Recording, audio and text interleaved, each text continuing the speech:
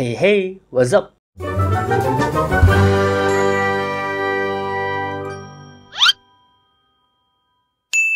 Alright, mungkin bagi kalian yang udah research tentang NUS atau udah nonton video-video gue sebelumnya, udah lumayan tahu juga bahwasanya ketika kita kuliah di NUS itu bisa dibilang persaingannya itu lumayan berat, dan juga NUS itu salah satu kampus favorit atau terbaik juga di Asia maupun dunia.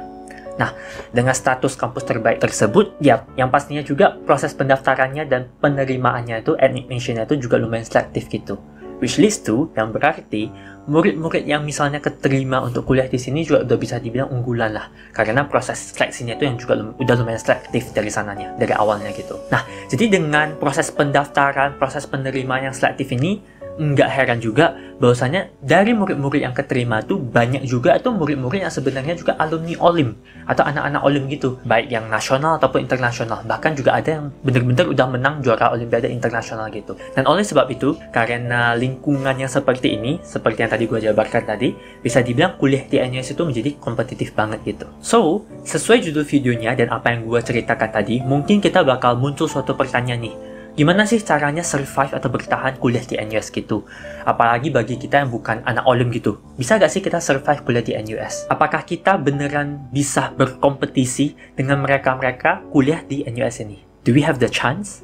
Jawaban singkat dari semua pertanyaan tadi yaitu yes, you can. Lu bisa. Itu jawaban singkatnya. Untuk jawaban yang lebih detailnya tuh gue bakal cerita lagi panjang lebar di sini, di video ini. Tapi sebelum itu, gue mau ingatkan dulu nih. Sebelum gue mulai bahas tentang jawaban dari pertanyaan itu dengan detail, gue pengen ingatkan lagi, sekali lagi, bagi terutama yang nonton video ini misalnya lagi kelas 10, 11, atau 12 gitu, yang masih persiapan untuk pendaftarannya, menurut gue, jangan terlalu fokus untuk mikirin dulu gimana nanti setelah kuliahnya dulu. Oke, you understand this, lu bakal ngerti kenapa gue bilang seperti ini entar setelah lu nonton video ini. Jadi ketika kalian nonton video ini, anggap aja sebagai kayak sekilas info aja lah, kayak sekedar informasi buat kalian aja. Jangan terlalu khawatir dulu, jangan terlalu pikirkan dulu. Fokus aja ke pendaftarannya, fokus aja dulu ke UII-nya, persiapan tes masuknya itu. Oke? Kenapa gue bilang gue mau ingatkan dulu, fokus dulu ke pendaftarannya, fokus dulu ke persiapannya, karena semua itu step by step gitu. Gue selalu mau ingatkan bahwasanya apapun yang kita lakukan itu harus step by step. Karena step pertama itu tentunya pendaftaran. So, apa sih yang perlu kita lakukan untuk pendaftaran? Yang pastinya kita perlu persiapkan berkas-berkasnya. Kita perlu fokus supaya nilai rapor kita bagus. Kita perlu fokus gimana sih nambah achievement gue, prestasi-prestasi gue. Kalau misalnya terutamanya, kalau misalnya ada kesempatan ikut olimpiade, go ahead. Itu bagus banget. Itu bakal membantu banget. So, things like that. Menurut gue lebih fokus aja ke sana dulu. Jangan terlalu khawatir gimana entar kalau udah keterima, cara survive-nya gimana itu gak usah khawatir dulu. Again, kita masih fokus di step awal, pendaftaran sama tes masuk. Fokus aja di dua itu dulu. Oke? Karena kalau misalnya, sorry to say, but karena kalau misalnya kita belum lewat dua step ini, kita bahkan gak bisa kuliah di sini. So, menurut gue yang paling penting ketika kita belum diterima, yang paling penting yang harus kita pikirkan itu adalah step dimana kita mau tes masuk sama pendaftarannya itu. Jadi, prepare aja tuh sebaik-baiknya. Oke? Alright, so mengenai pendaftaran tadi dan sama tes UII segala macam itu, tips-tips segala macam, mungkin boleh cek video-video gue yang lainnya, terutama video-video FAQ. Gue gak mau bahas terlalu panjang dulu di video ini. Alright, so kalian bagi yang penasaran mungkin yang belum nonton, boleh cek dulu video-video tersebut. Gue udah lumayan sering sharing-sharing tentang hal itu. Pertanyaan-pertanyaan yang sering gue dapatkan juga, gue udah jawab-jawab di sana, terutama yang FAQ. So, moga-moga bisa bermanfaat. Dan oke, let's start with this video. So back to the question, gimana sih caranya survive kuliah di NUS gitu?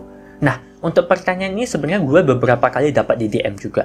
Dan setelah gue pikir-pikir, ya juga sih kemungkinan ketika kita mau rencana kuliah ke sini bakal kepikiran pertanyaan seperti ini. Gimana sih kita caranya survive? Apalagi kan kita tahu juga banyak kuliah di sini tuh anak-anak OLIM gitu. Nah, bukan hanya anak OLIM.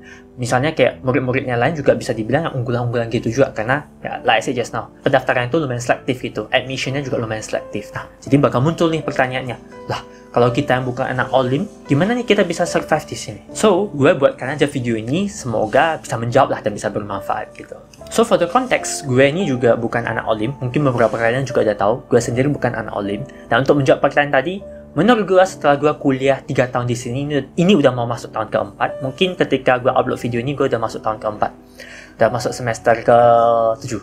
So, menurut gue selama kuliah di sini, jawabannya yes, you can survive. Bisa kok lu survive kuliah di NUS itu walaupun lu bukan anak OLIM. Dan lu juga masih bisa dapat nilai yang bagus gitu. You can still do well here. So, jangan terlalu khawatir gitu. Jujur, pertanyaan ini juga sempat muncul di pikiran gue pas gue awal daftar dan keterima gitu. Pernah lah terpikir pertanyaan seperti ini. Gimana sih ntar ya gue cara survive-nya? Gue rasa wajar aja sih kita bisa terpikir pertanyaan seperti itu. Apalagi mengingat proses pendaftarannya dan penerimanya yang sangat selektif.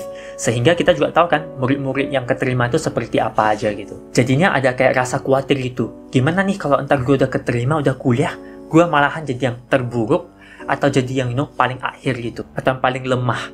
Nah pasti ada rasa khawatir lah hal-hal tersebut. So again, itu wajar banget. Tapi gue pengen ingatkan lagi. You can certainly survive. Lu pasti bisa survive kuliah di sini. Dan bukan hanya survive, kemungkinan lu juga masih bisa do well.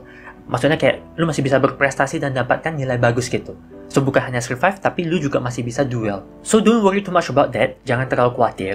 Of course, tentu prosesnya itu atau usahanya tersebut gak gampang, tapi pasti bisa kok. Again, I think kalau misalnya nonton video ini dan expect gue ada tips and trick atau cara yang magical gitu, yang bisa, oh lu lakuin ini aja udah pasti bisa, yang gampang banget, pasti bakal kecewa nonton video ini. Karena gue gak bakal ada tips-tips seperti itu. Karena menurut gue, obviously, satu-satunya cara kita bisa survive atau bahkan duel gitu ya, dengan belajar dengan lebih giat. Itu doang, nothing else. Ini bisa dibilang bahkan satu-satunya cara gitu. Ya, lu belajar lebih giat dan belajar dengan cara yang tepat. Ya, kita perlulah usaha lebih keras gitu. Misalnya kita tahu, oh, dari segi skill kita masih lebih kurang gitu. Misalnya, oh, ada anak-anak olim misalnya yang udah juara-juara. Mereka lebih jago-jago gitu. Tentunya kita kalau mau mengejar ketertinggalan kita itu ya, kita perlu usaha lebih ekstra gitu. Lalu satu hal yang pengen gue ingatkan juga itu, yaitu kita juga jangan hanya work hard, tapi kita juga harus work smart gitu. Jadi cara belajar itu bukan belajar dengan giat aja, tapi juga harus belajar dengan efisien, harus belajar dengan cara yang tepat. And maybe, very likely, setelah usaha tersebut, lu mungkin masih belum bisa menjadi yang, paling best gitu, bukan yang paling jago juga. You might not be a great one, but one thing for sure is that you can be a good one. Lu masih bisa mendapat nilai yang bagus juga, masih bisa berprestasi juga. Paling enggak, walaupun bukan paling jago, nilai lu itu masih bagus lah, bukan yang paling akhir juga. Oke, mungkin untuk poin ini, gua perlu menjelaskan lebih detail lagi sedikit. Karena mungkin ini terdengar kayak, wah, gak motivasi banget, kayak, kok down banget sih dengarnya gitu.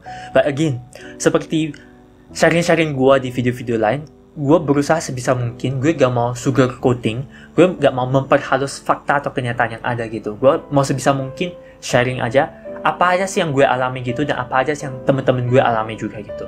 Yang gue harap bisa bermanfaat gitu, dan gue berusaha sebisa mungkin, apa sih faktanya, tanpa harus memperhalus gitu lah. Jadi kalian benar-benar tahu apa sih kenyataannya gitu. Dan menurut gue, apakah ini memotivasi atau enggak, atau malah buat makin down, itu tergantung lagi dari cara pandang kita. Again, ini yang selalu gue tekankan sih dari sharing-sharing gue gitu. Again, tergantung kita cara pandangnya ini gimana. So, kenapa gue bilang seperti itu? Kayak, you might not be a great one, but you can be a good one. Kayak, you gak bisa jadi yang paling jago, tapi lu masih bisa kok dapatkan nilai yang bagus gitu. Kenapa gue bilang hal seperti ini? Karena seperti yang gue bilang tadi, kemungkinan besar bakal ada banyak anak-anak yang olim juga. So, misalnya nih, kita ketemu mereka di salah satu matkul. Kebetulan mereka juga olimpiadanya jurusan tersebut. Mereka udah jago banget di bidang tersebut, pelajaran tersebut atau topik tersebut, dan mereka passionate banget gitu, sehingga mereka juga bukan hanya udah ada skill, udah jago banget, mereka juga giat banget belajarnya, masih tetap latihan-latihan terus untuk mata pelajaran atau topik tersebut. Nah, sehingga ketika kita masuk matkul seperti ini, kemungkinan besar bagi kita bakal lebih sulit untuk tanda kutip ngalahin mereka, karena mereka udah ada skill. Jadi, walaupun kita usaha udah keras banget, ya kalau untuk sampai ngalahin gitu, I think it might be slightly impossible. Again, gue bukan bilang gak mungkin ya, mungkin bisa-bisa aja, tetap bisa-bisa aja. Tapi mungkin lebih sulit. Tapi yang mau gue tekankan ya, kita masih tetap bisa kok dapat nilai yang bagus, walaupun bukan yang paling best gitu mungkin di mata kuliah tersebut. Tapi tetap nilai kita masih bisa bagus, asalkan kita mau usaha. Ya, I think ini wajar-wajar aja sih kita bisa ketemu hal-hal seperti ini. Apalagi ketika kita mau kuliah di salah satu kampus yang bisa dibilang bergengsi juga, dan salah satu kampus yang sangat kompetitif dan bisa dibilang juga yang terbaik lah di Asia, atau bahkan salah satu yang terbaik di dunia juga. Nah, mungkin gimana cara pandang gue biar hal ini bisa jadi motivasi bagi gue seperti ini. Ketika gue melihat mereka, skill-skill mereka yang ada, bahkan kita bisa belajar nih dari mereka gitu. So, menurut gue lebih baik kita menerapkan ini sebagai, atau melihat ini sebagai suatu kesempatan belajar lebih. Jadi kita gak hanya belajar dari profesornya, kita juga dapat belajar dari teman-teman sekitar kita. Dan mungkin juga ini juga bisa menjadi dorongan kita supaya lebih giat lagi. Nah, karena mindset ini salah satu mindset yang selalu gue tanamkan gitu ke diri gue juga. Kayak, kalau misalnya udah usaha aja, belum tentu berhasil, apalagi yang gak usaha. So ya, again, ini kayak quotes yang mencoba untuk motivasi, tapi kayak membuat down banget. But anyway, itu sih yang selalu gue terapkan gitu. Jadi menurut gue kayak, Ya, kompetitif ya kompetitif itu. Yang penting kita usaha terbaik aja, usaha terus, usaha yang paling maksimal gitu. Itu sih cara pandang gue.